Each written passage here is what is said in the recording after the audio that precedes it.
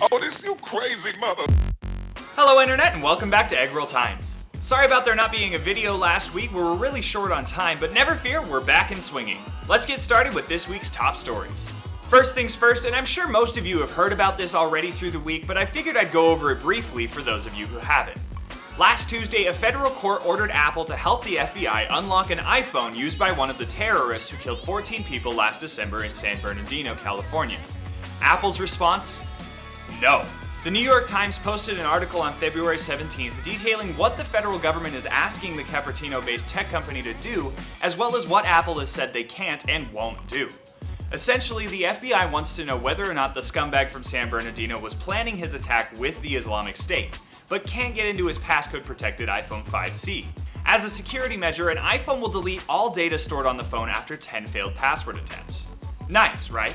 Well, the FBI wants Apple to write a new version of the iOS that doesn't exist yet, that will allow them to bypass this and other security features, basically allowing them to clumsily punch in as many combinations as it takes to unlock the phone. This brute force attack would eventually work and let them into the phone, but it would also allow them to do the same thing to literally anyone. Apple's refusal is mostly ideological. They're certainly capable of pulling it off, but at what cost? CEO Tim Cook wrote in a letter on Apple.com, the same engineers who built strong encryption into the iPhone to protect our users would ironically be ordered to weaken those protections and make our users less safe. This is obviously something that they want to avoid doing. And even if they did comply just this once, as the FBI says, who's to say that this won't become a trend of law enforcement in the future? What Apple is really doing with this refusal is protecting themselves and other tech companies from being bombarded with requests like this every day. Good job, Apple, for sticking up to Big Brother and defending what's left of your users' privacy. What do you guys think of this whole situation? Join the conversation down below by leaving a comment. And next, in more tech-related news, a hospital in California was recently the victim of ransomware extortion.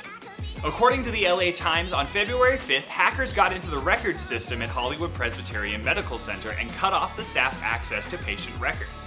They then demanded an unspecified sum of computer currency, or Bitcoin.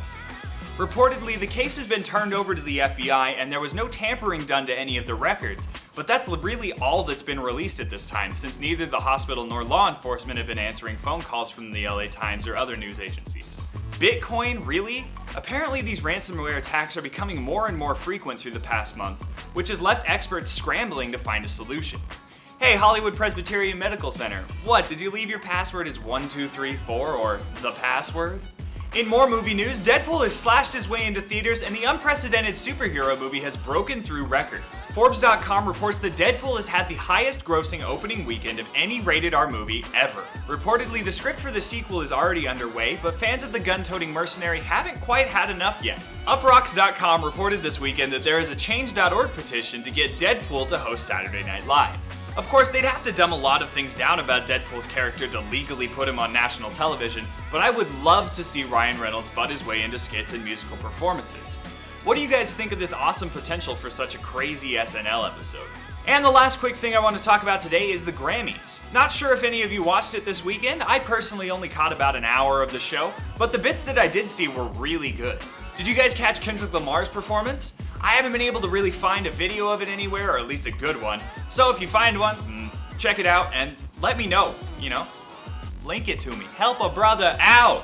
Come on. And then there was the Lady Gaga tribute to David Bowie, which I thought was fantastic. The projected images using Intel's new face mapping software were really cool, and I thought that she paid tribute to Bowie beautifully with her renditions of Let's Dance and Under Pressure. But what did you guys think about it? What was your favorite performance at the Grammys? Let me know in the comments down below.